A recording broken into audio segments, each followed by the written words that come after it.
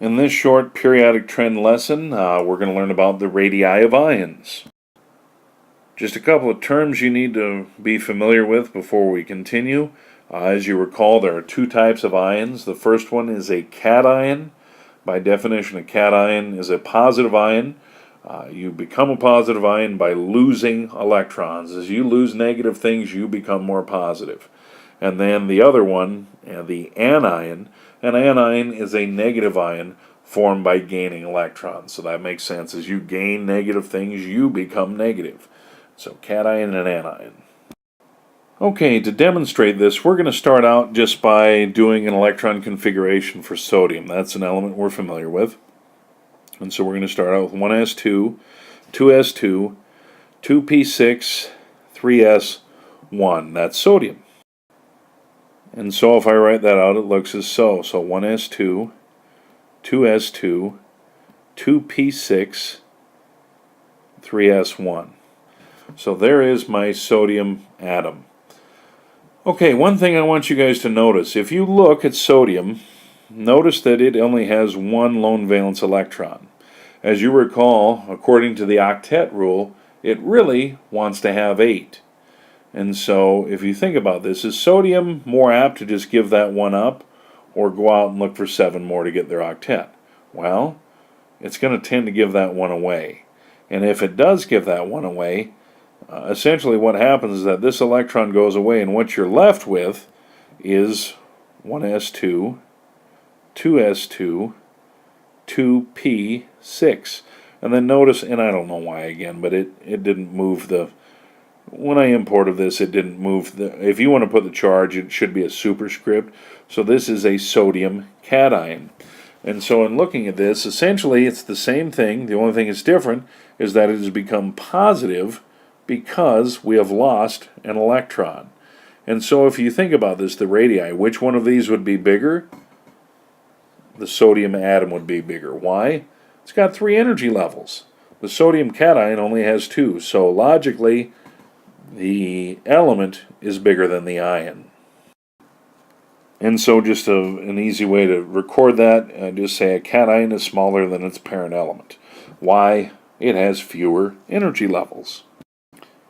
And here's a diagram just kind of demonstrating that. And so I don't know what units they're measuring these in. It doesn't mention, but it's just kind of a chart or diagram. So here's lithium. Here's a lithium cation. Notice how it shrinks in size.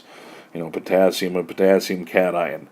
Aluminum cation. So notice that the cations tend to be smaller than their parent elements. Okay, we're going to investigate the similar type thing. We're going to do an anion this time. Let's do chlorine. And so we're going to start at the beginning. 1s2, 2s2, 2p6, 3s2, 3p5. So there's chlorine. And so let me write the electron configuration. 1s2, 2s2, 2p6, 3s2, and then 3p5.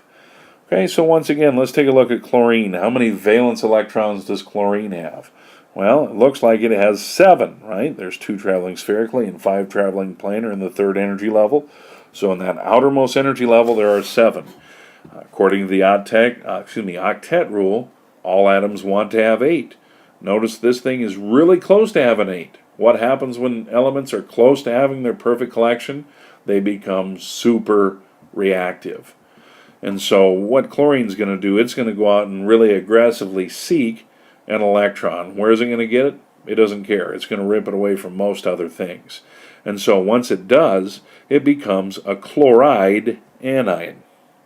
And so this is going to be 1s2, 2s2, 2p6, 3s2, and then 3p. It's picked one up, so it's 6. Once again, this should be written up here as a superscript. I don't know why it's down there. But anyway, 3p6. So this is now a chloride anion. It has picked up an electron from something. So now in thinking about this, you might think, well, this is kind of confusing because this one isn't quite as cut and dried as the cation, because notice we have the same number of energy levels. We have to kind of think back about the relationship of protons and electrons. In each chlorine atom, there are, by definition, 17 protons. And it doesn't matter if it's a chlorine atom or a chloride anion. Because it's chlorine, there are 17 protons. That's what defines it as being chlorine. If you were to count all the superscripts of the electrons present, you will find that in the chlorine atom there are 17 electrons, but in the chloride anion, since it picked up one, there are 18.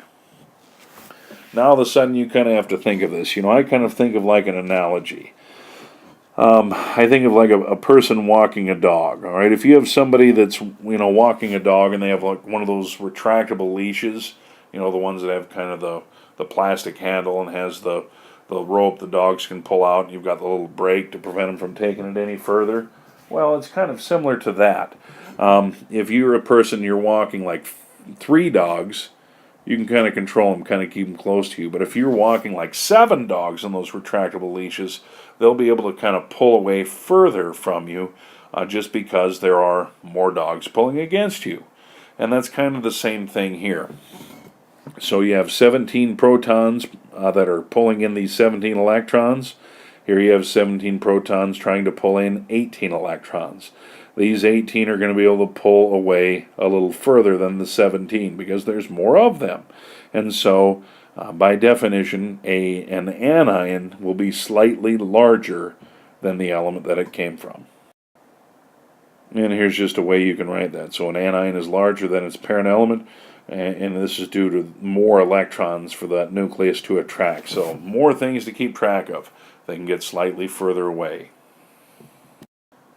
And here's just a visual representation of this. You'll notice here's nitrogen. Here is a nitride anion. Notice it's larger. Same thing with oxygen and then an oxide. Fluorine, fluoride. So anions bigger than their parent element.